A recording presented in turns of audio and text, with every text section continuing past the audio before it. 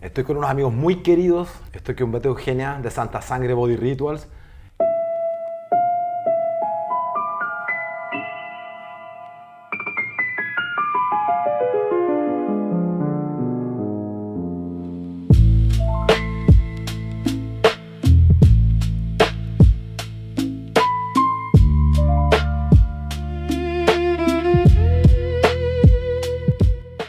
¿Cuándo y cómo se forma y por qué se forma Santa Sangre Body Rituals?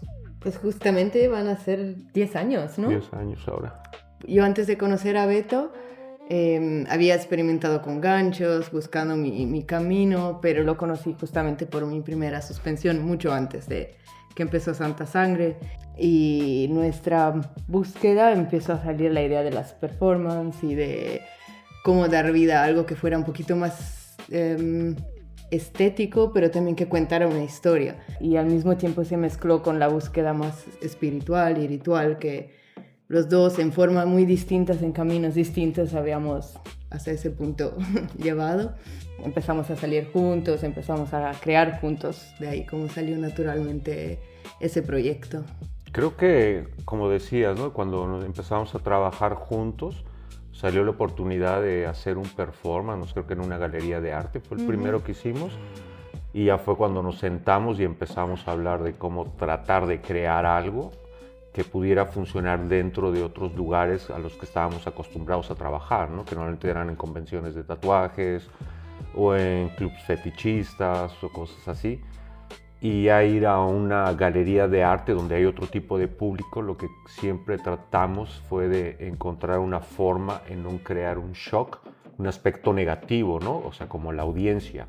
Y lo que queríamos era manejar algo estético donde la gente viera, hay una suspensión, hay sangre, hay ganchos, pero me están dando un mensaje o un panorama un poco más bonito, estético, ¿no?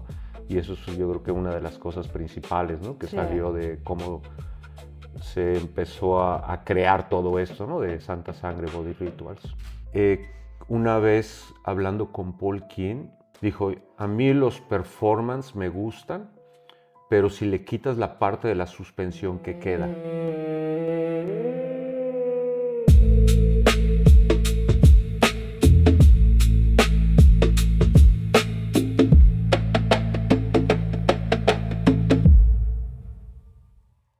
Y si te das cuenta y conoces un poco de nuestro trabajo, la suspensión casi siempre es el último elemento en el performance, ¿no? ¿Cuáles son, por ejemplo, los elementos en relación a los conceptos que quieren trabajar a través de la performance?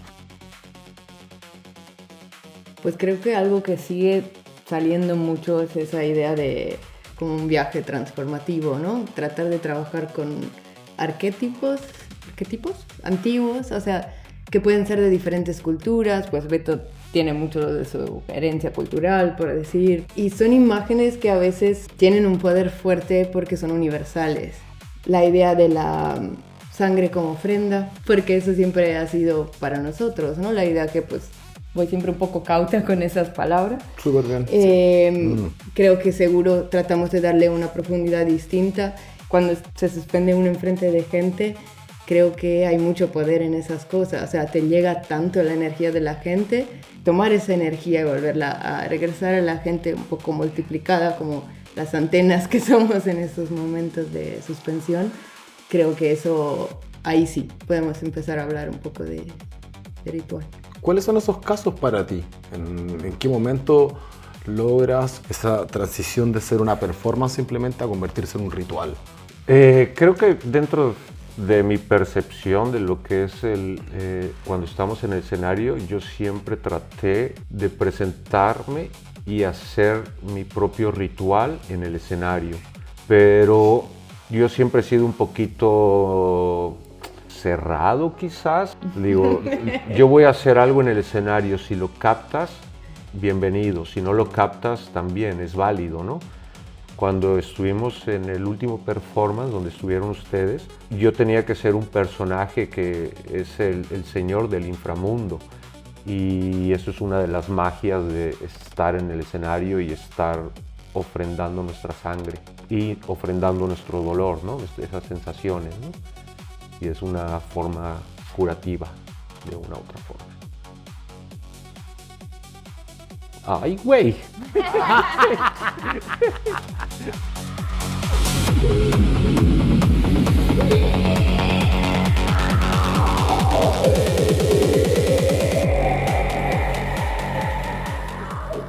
Para mí es fuerte cuando yo hablé con mi mamá las primeras veces sobre las suspensiones, pues como creo que nos pasó a muchos, no podía entender, ¿no? Y lo que veía era como self-harm, como dañarse. Así. Self-harm, sí, como autoflagelo, sí. Y pues en un tatuaje, otras cosas tal vez, pero puedes como, quieres el resultado, ¿no? Pero ahí, ¿para qué eso, no?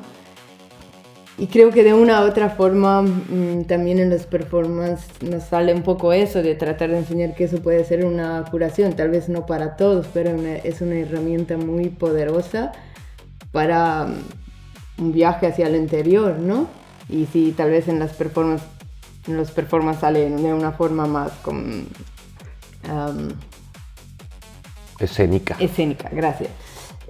Pero al final llega siendo lo mismo, el mismo concepto, ¿no? Como puedes ir tú de la forma cómo puedes canalizar esas energías o intenciones y llevarla a un nivel más alto, ¿no?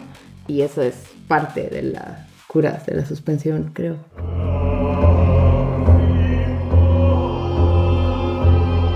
Si nos ponemos a analizar en cualquier cultura, en cualquier grupo étnico, siempre han existido rituales y la mayoría de esos rituales tienen que ver con la sangre, son corporales, ¿no? Tiene que haber algún sufrimiento para llegar a algún estado y llegar a un estatus dentro de la tribu, ¿no? Lamentablemente en épocas modernas la mayoría vivimos en esto, ¿no? En cosas concreto, ¿no? Ya no tenemos los pies en la tierra, ya se olvidó ese contacto y si lo tenemos te ven mal, ¿no? Dicen, ¿por qué andas descalzo? ¿No? Eso no puede ser, tienes que usar zapatos, ¿no?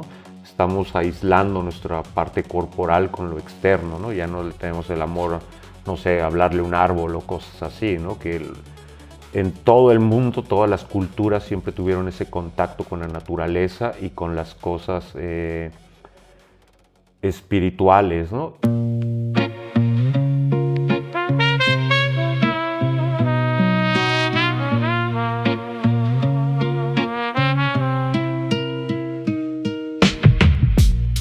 ¿Qué le recomendarían o qué le dirían a la gente que ha visto sus performances, que conoce tu trabajo como tatuador, Eugenia? Ya vamos a hablar de eso, tu trabajo como facilitador de suspensiones, como piercer, como artista corporal, Beto. ¿Cuál es la recomendación que ustedes le darían a las personas que se empiezan a interesar esto hoy en día con la realidad que tenemos en el arte corporal, que no es la misma que nosotros vivimos hace 10, 20, 30 años para atrás? ¿Cuál sería su consejo para esas personas? Caminen despacio. Lamentablemente las nuevas generaciones se acostumbraron a tener todo rápido y hay gente que quizás va a tratar de hacer todo para abarcar mucho, pero esos pasos no son fijos, no son firmes. Y yo creo que es muy importante caminar despacio. Y ahí tengo mucha experiencia yo en caminar despacio, soy lento. ¿Puedo confirmar eso? Yo también. Me pone nervioso en la calle. Y creo que también tener ética.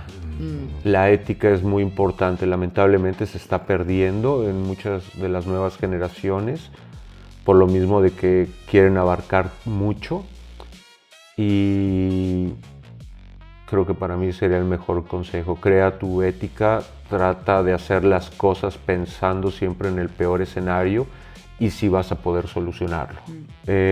Muchas veces nos hemos olvidado cuando estamos empezando de que estamos trabajando con un ser humano y ese ser humano tiene miedos, tiene sensaciones y tú le puedes dar la mejor experiencia de su vida o le puedes crear un trauma. Y si tú estás creando traumas para tener o mejorar tu ego, quizás este no es tu camino. Quiero añadir también el hecho que aunque las cosas hayan cambiado mucho, o sea, cómo está ese gremio, cómo está todo, ¿no? Pero tal vez me gustaría decirle que pues, eso, además de ser arte, un trabajo muy cool o lo que sea, es una cultura, tiene una historia bien vieja, o sea, muy, muy vieja, tiene raíces. Quizás nosotros tuvimos la bendición que las cosas nos llegaban más lentos y nos costaba, y por ende, el hecho que te costara conseguir una información cuando la tenías la valorabas más, quizás. Sí. La performance que ofrecieron el último fin de semana en BMX estuvo increíble. Cuéntanos un poco de qué se trató la performance.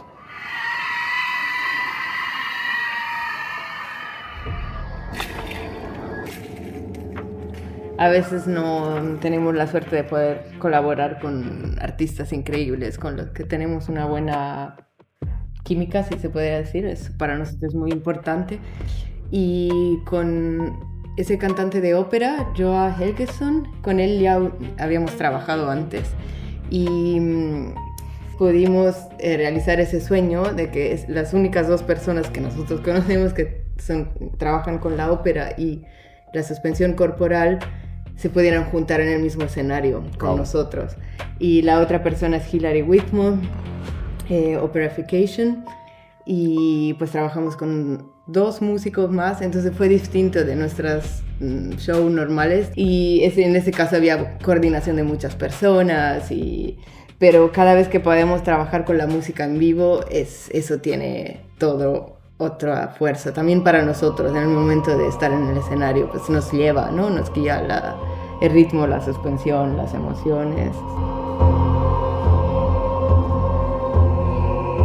Que para la gente que no sepa, el Mictlán es como el inframundo. Y normalmente dentro de la cosmovisión azteca hay 9 niveles para llegar a lo que vendría siendo como el paraíso en el concepto católico, ¿no? El Mictlán. Y uno de ellos es cuando un perro, un xolescuintle, te lleva al otro lado del río.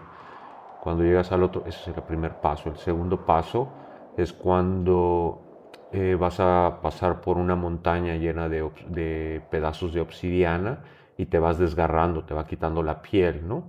Y eso fue una parte de la representación. Cuando yo me encuentro, que yo soy el Mictlantecutli, el señor del inframundo, me encuentro a la persona que está muerta y le tengo que quitar su piel. Y esa fue una representación dentro de lo teatral.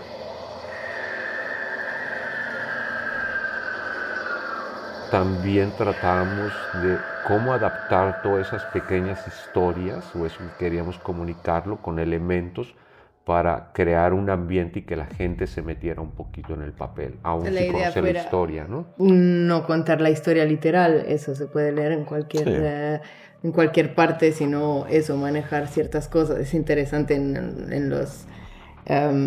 por los egipcios también había eso de pesar las almas, ¿no? En el camino al inframundo. O sea, es interesante que ciertos conceptos realmente han estado manejados de forma distintas en tantas culturas, ¿no?